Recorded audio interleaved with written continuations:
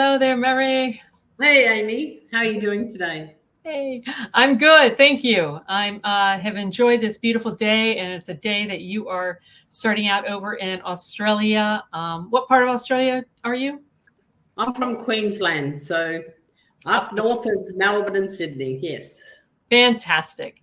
Well, you are my ideal shiro, helping professional women in our 50 years rise up and to live our full potential and reclaim our power. So, thank you for joining me because this topic is very near and dear to me. And I don't need to really ask you what pulled you to it because clearly we're right there, right? Absolutely. Absolutely. We are not done, are we, Mary? We are not done.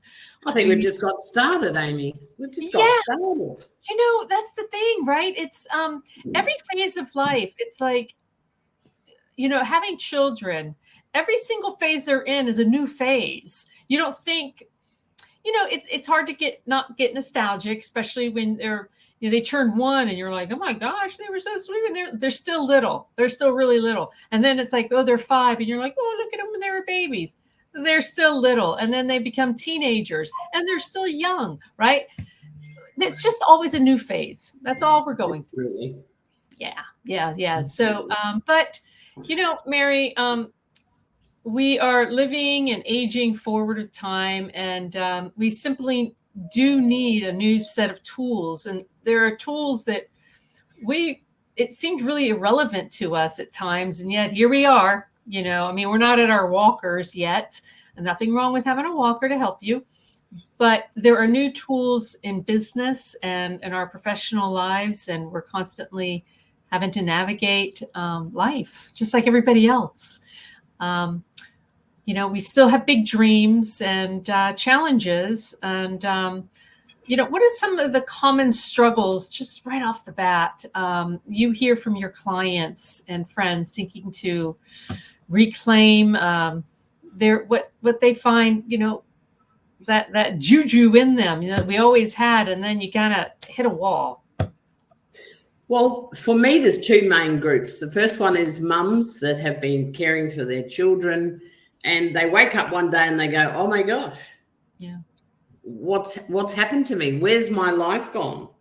They've kind of completely gone the other way and haven't really considered that they're important.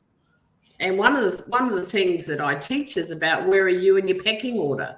Are you number 1? Are you 25? And that means that 24 people go before you. And I tell you what, that is so common, because then grandchildren, children, all of those people usually come before those mums that wake up and go, oh my gosh. Then they think, right, I'll get into a business. Oh, but I don't have enough skills. And when I speak to them, what I've found, Amy, is that it's actually not about the skills. It's about the confidence. They actually have quite a lot of skills. And one of the beautiful things is that with a little bit of tweaking and some really good conversation, that confidence comes back very quickly. And the other group are women that have been in corporate long time, brought up their children as well, daycare, all that kind of thing. And they just don't feel appreciated anymore. They haven't got to where they want to go, and they are done. They are stressed, not sleeping, all of that. Yeah. And I found with that group, I have a great ebook about waking up at 3 a.m. and not being able to go back to sleep. And that's been so helpful for that group of people to learn how to go. And everyone knows that one, don't they? About waking up, and then I think of this and then I think of that. So that ebook's been really helpful to get people back to sleep. So they're the main things that I see, but underpinning all that really is self-belief and lack of, confidence and a deep knowing about themselves. Well, with your nursing background, you're well aware that sometimes, our bodies change too. Sometimes we're waking up at 3 a.m. because of, what do you have to share on that? Your hormone levels, what we're eating isn't working any longer for us. Do you go down that path with anybody, or do you have a team that you go, talk to, Christine Best, That's about some holistic approaches? What do you do in those situations? But you come from the nursing background, and I do. Yeah. I do indeed. Look, I don't pretend to be up with all that these days. That seems like a long time ago. Nonetheless, as soon as you said that about hormones, I was like, oh my gosh, I remember menopause, and it seemed to go on for years, Amy. It was just, oh my gosh. And that waking up at 3:00 was, not pleasant, sticky, horrible, all of that. But, I leave that to the naturopaths and those people of the world. But the waking up and never getting back to sleep, even when you get up and you freshen yourself up, then you're awake, aren't you? You're switched on. And that's when we do I wonder if I should do, I wish I'd done, and I think that just takes you down the slippery slope. Because one of the things that I've discovered, well, I haven't just discovered it, but I know myself, the older I get, the more I want to learn, but I have so much more to give. And a lot of those women have no idea the wealth of knowledge that they have to share. And it's just a matter of showing them where they can share that. And that's a beautiful thing, isn't it? Yeah. I'm in a, like for instance, I'm looking at considering, I've been dabbling and trying to figure out how to become a successful entrepreneur. And I come from the hospitality industry, but when I had my kids 18 years ago, I got out of the hospitality industry because of the late nights. The type of places that I work were fine dining, and often anyway, you're closing your shifts out with your employees and the last one to lock the door. And I didn't want that in my life, but I also didn't want to go to a diner and work, because it just wasn't my, where I was comfortable, right? I was comfortable in fine dining, right? So, but I just removed myself from the industry. So, and I've been dabbling in other areas, but I'm considering offering some courses, and because training is like my big thing, right? Okay, so here I am, and I'm thinking, Mary, of, when you start a business, it's wise to look at your competition and to see who's doing what. I'm thinking of taking a different approach, because I know hospitality training, front house hospitality training, right?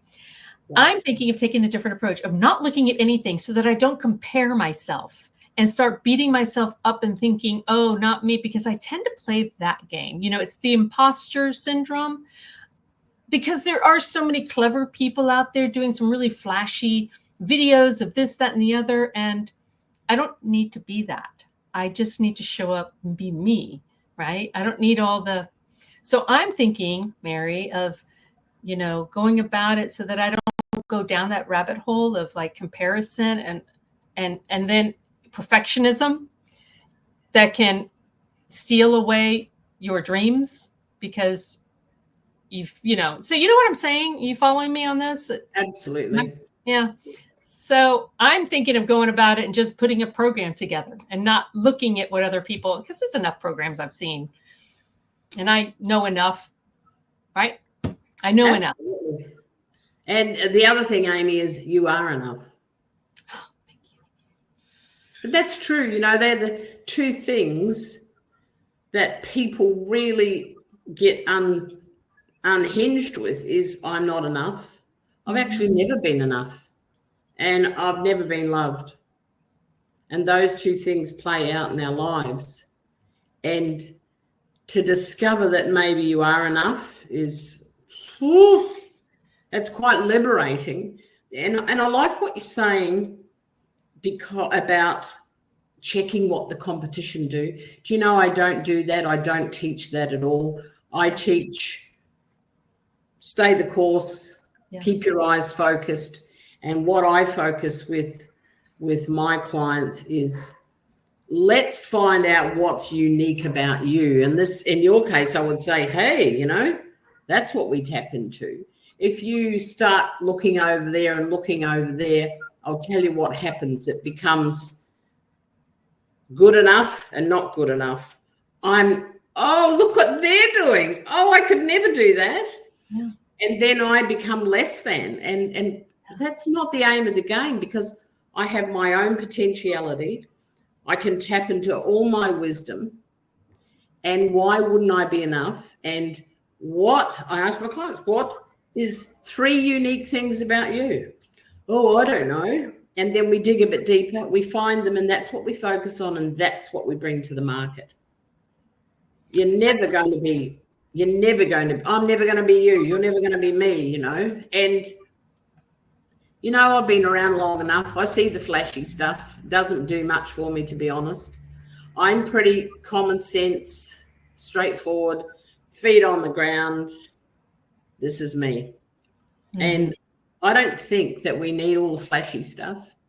We certainly need to know how to work the technical side of our business. But I think that what I observe, and honestly, some of these people are under 50 for sure, but just getting all the gadgets and everything and the clothes and the gear, and you know what, that's not enough. You have to believe in yourself, and you have to know that you're absolutely okay. And I don't think everyone believes that. Well, I'll tell you, putting on this broadcast, it's a very simple broadcast.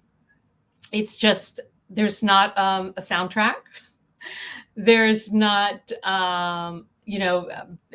it's just, there's not a lot of things coming at you, sounds and, the beeps and the woo-woos. And I don't have a production team, but every single guest that comes on appreciates the gift that I offer them, which is broadcasting their message to our audience on LinkedIn. And if they've got an Instagram and a Facebook page, then join me on there, because I post on there as well. And that's it. There's, and it's okay. It's okay. I mean, I'm doing all right with it, right? Absolutely. Absolutely. Yeah. So you just kind of got to get out there and just do it, and that's with all of the leaders who have succeeded in many of this in the digital realm. They just, it's like, don't look for perfection and don't beat yourself up. Just get out there and just start. And, Amy, I remember I've been in the online space for about 8 years now. And when I started, someone said, oh, you have to be able to do a live, and I'm like, oh, I wonder how you do that. So I played around, I got my phone and everything, and I thought, right, I'm going to do this Facebook Live, and I got it all going, and I was that pleased with myself, and I finished it. I went onto Facebook, and I was like, oh, no. I was sideways, I love this story. And it's fantastic. And I decided that day I'm just going to leave that like that, because we've all got to start somewhere. And that was my starting point, Yeah. You should see me on TikTok, because again, Live Purely Lodo, Lodo, is my TikTok. And there are so many things coming at you. It's almost like you're in a video game. And it's really bizarre.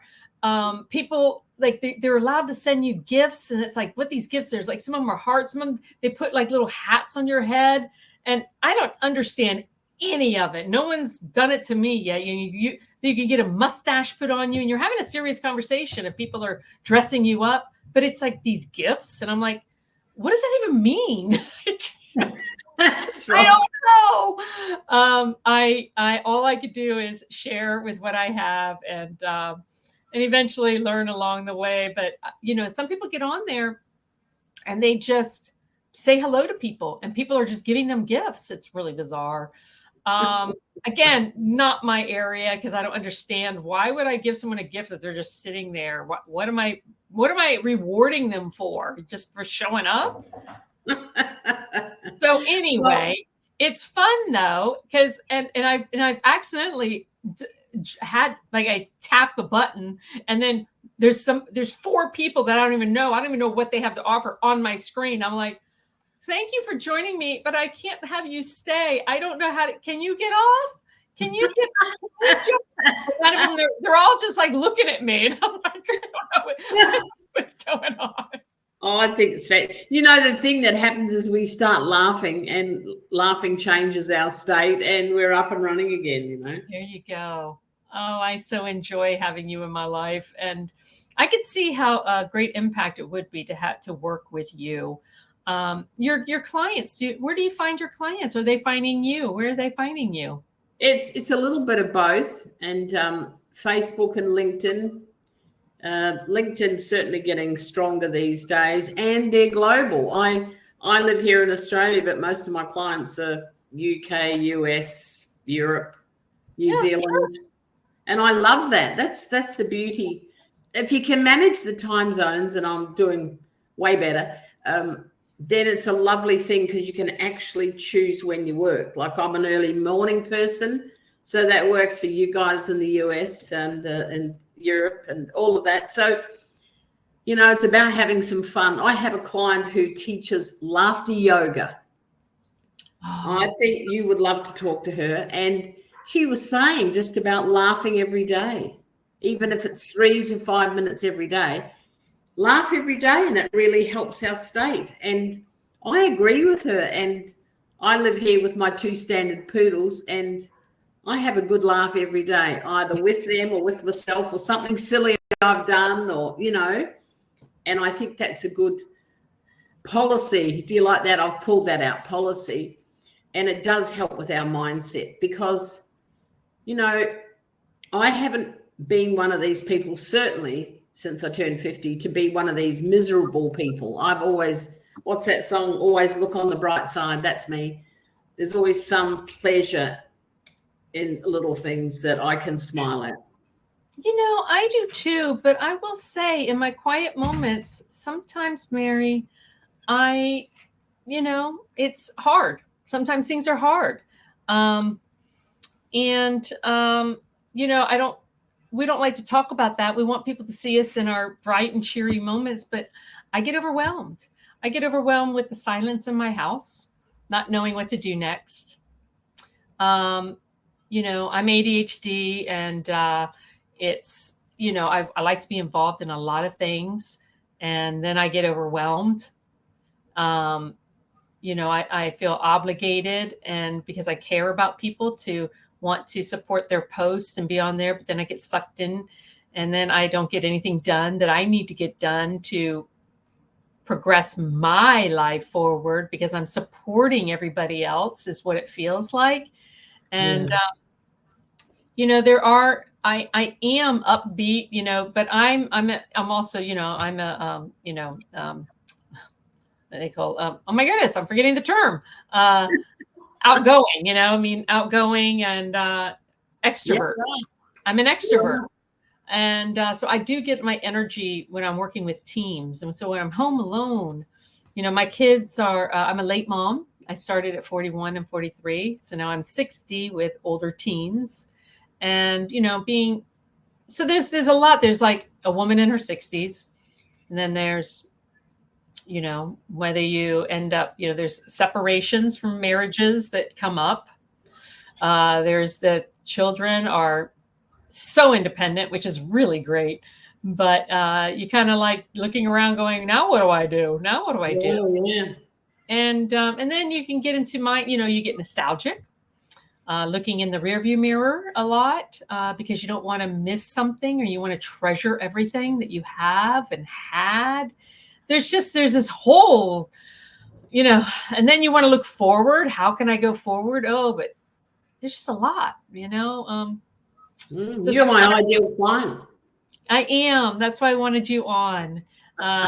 So I appreciate you coming on, and I'm really glad I had an opportunity to meet you through Ed and Lassie Zia's global networking group, which definitely deserves a good plug. What a great couple, great power couple. Absolutely. Yes. It's interesting. Everything you described is real. Of course, it's real. You're telling the story. But last year, I lost my partner of 26 years. And if you want to dig deep on that one, I'm saying that because once I could see, oh my gosh, once I kind of put my head up, I realized that what I wanted to do was craft a new life. And that's been my daily mantra. People say, what are you doing, Mary? I'm crafting a new life. Oh. And then what happens to that is then you draw things in to that new life. Do I have gorgeous, wonderful memories? Of course I do. She was the love of my life. We had a beautiful relationship. We had meaningful conversation. Do I miss all that? Of course I do. But my goodness, it really helps now because I'm looking for meaningful conversation. I'm looking for a whole range of new experiences. My life's not over. Right. Hers is clearly. But I think that's the thing that you were talking right at the beginning. Not sure if you said exactly this, but cycles, life cycles. And when Jean was dying, she used to say to people, where I'm going is just another cycle. She understood it very well. It was beautiful. She would help people that were come to visit her that were upset that she was dying, and she would say, I don't know why you're upset. It's simply another cycle. And oh my gosh, of course that upset me more, but it also my eyes are watering right now. I am like so touched by this story. I'm not so sad. I'm just so touched. Thank you for sharing her with You're us. welcome. But it inspired me, it inspired me to dig a little bit deeper and to, I think, this whole appreciation. And you're right there. Yeah, it's just the softie. I'm just like, I feel so deeply, and this is such a touching story. I get touched, really. Yeah. So these aren't, boo-hoo tears. It's because life is about all these phases, even in the cycle of the end of our body's existence, and it's it no longer needs us any longer. We are energy. Energy doesn't die. It's like moving to a new home. I know this is going to be what it is. I know this. So I'm not sad for her. It's just, it's a loss while you're still here. But it's another phase. It's another cycle of life that we have to accept. And we should learn to accept it with a lot of faith and trust the process. This is life. Life knows way more than we do. Oh my God. And that's a good point. We only know this much, but what's actually going on is profound. There's so much there for us, so much more. And it's interesting. We can just keep evolving into our own greatness. And I think everyone has that potential to be evolving. People say, greatness? I couldn't say things like that. But you know what? If you allow it, you put the energy in, you trust, and you let it be just some amazing things. I've seen people do. Actually, last evening, I spoke to a woman in the UK that I've known for several years who was celebrating her 2-year anniversary of her heart transplant. Now, there you go. I met a man about 3 weeks ago who was celebrating his heart transplant. And then I just go, wow, I'm so grateful for my life. Yeah, for sure.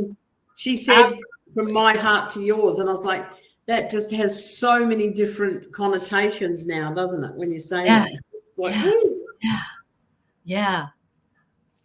So, I do have, my own point of view to share advice to somebody in their 30s, because there's 20 more years till you reach your 50s, right?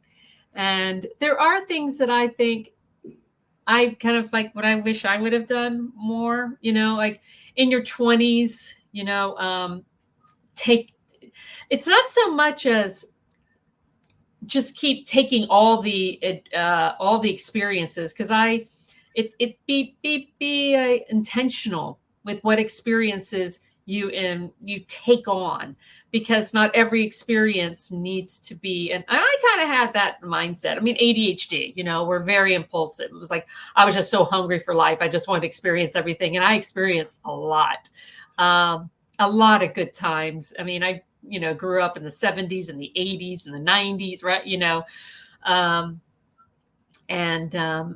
Pre, of course, you and I, and everything was, pre the internet. So we were really living life fully. And but I also was not as intentional with some things, and that's, I mean, it's okay. But if I would go back and do it again, I would have stayed in school. I would have stayed in school, because I would have liked my mind and to have been taught some disciplines, and to have that accomplishment that I did that for 4 years, after high school, and focused, and,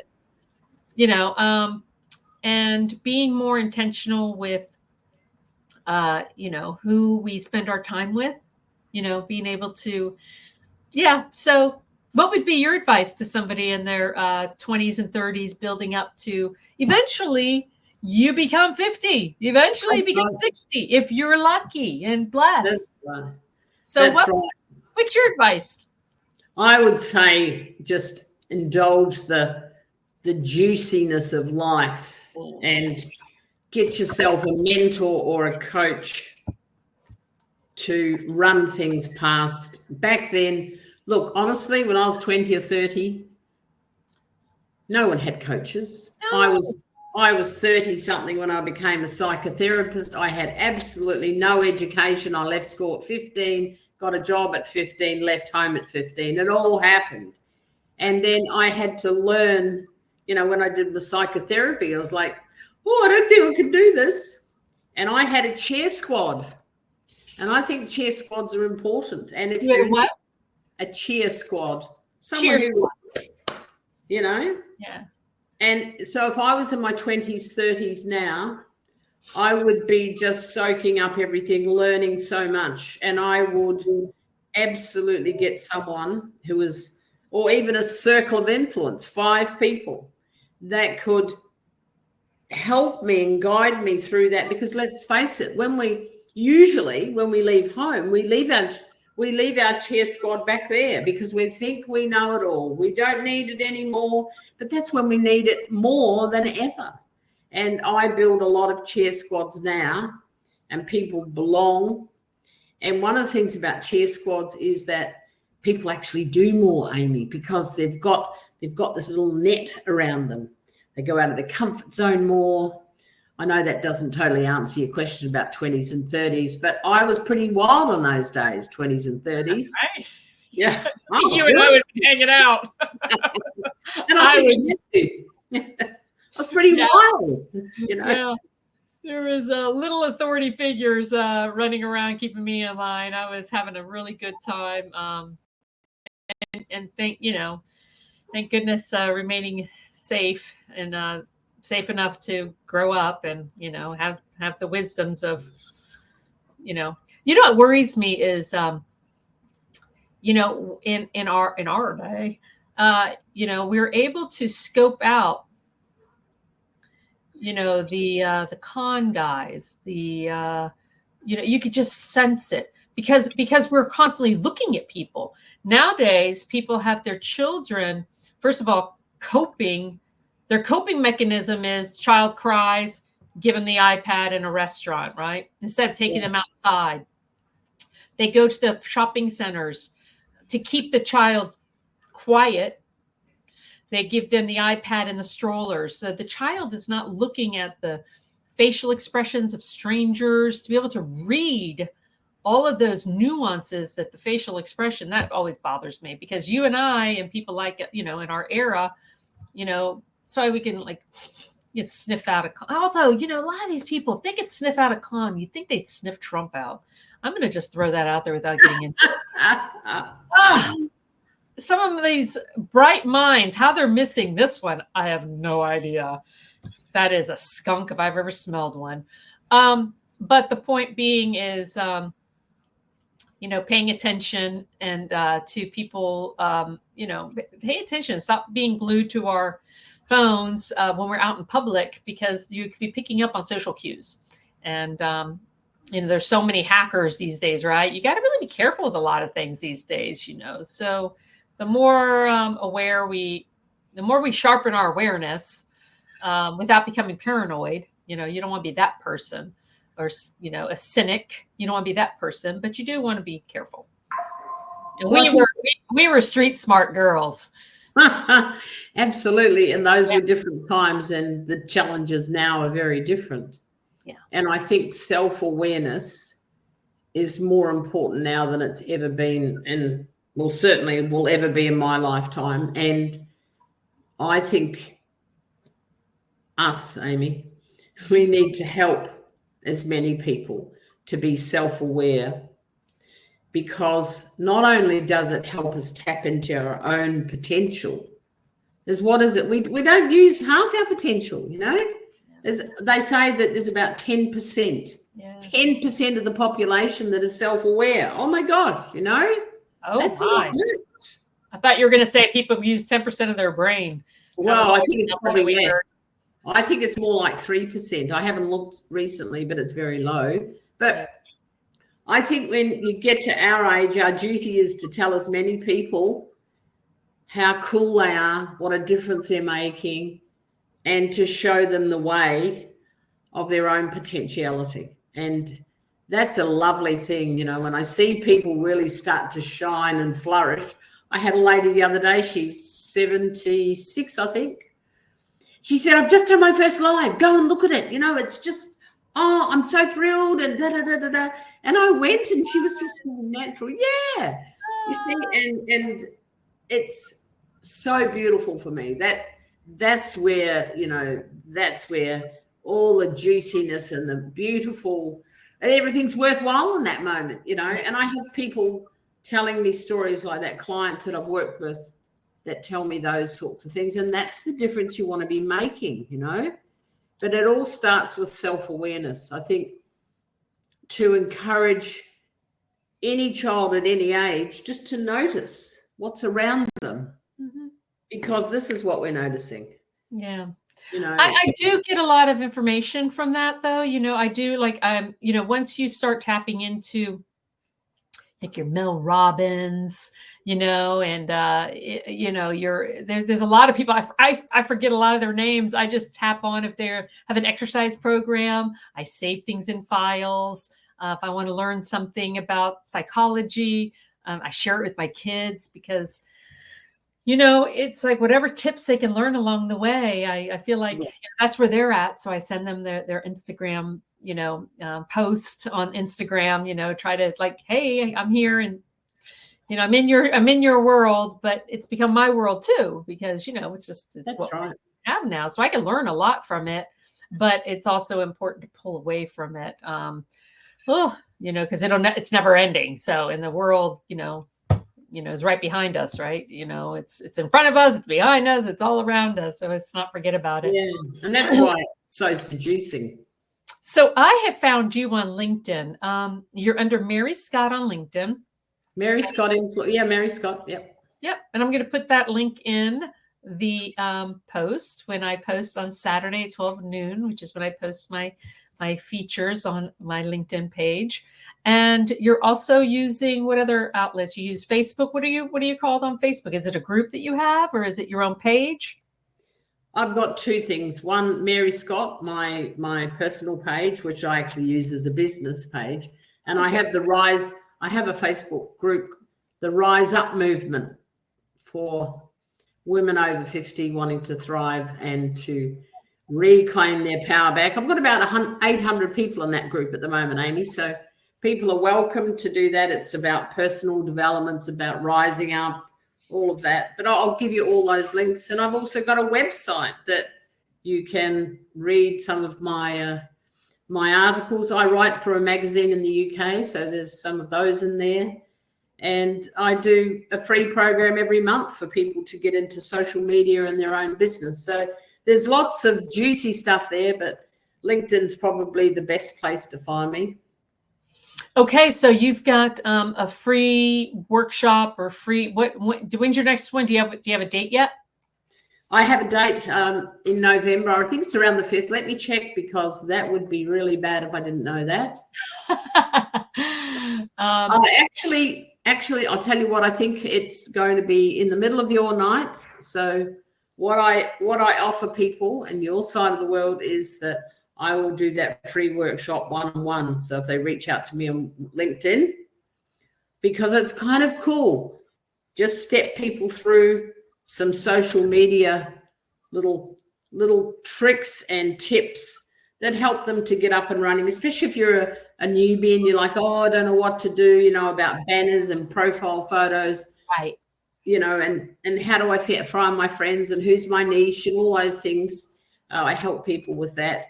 And that really gives people an enormous amount of confidence. But if you go to my website, that's all there. People will be able to see it. And if you just want to book a call with me and have a chat, as you can see today, it's easy to have a chat, isn't it? Isn't it? Yes, it is. I really appreciate you coming on. This has been such a delightful evening for me and a morning for you, I trust. And thank you, Mary. And I will put all your links in, and we will look forward to seeing more of you on LinkedIn. Thank you, Mary. And you're absolutely marvelous. Thank you so much for having me. I appreciate it. Well, everybody, thank you, Mary. So thank you for joining us today. And I really appreciate you putting its time into Mary and I's conversation. Please share with your sisters and your mothers and your aunties and anyone you think would find benefit with this conversation. And we'll put all the links in so you can find Mary, and you can find me on LinkedIn and on Facebook under Living One Day Older, as well as my Instagram, Living One Day Older. And then again, sponsored by Live Purely Lodo, that is Lodo, on TikTok. I do lives, what Mary and I were speaking of, on Thursdays at 1 o'clock Eastern Standard Time. Thanks, everybody. Bye.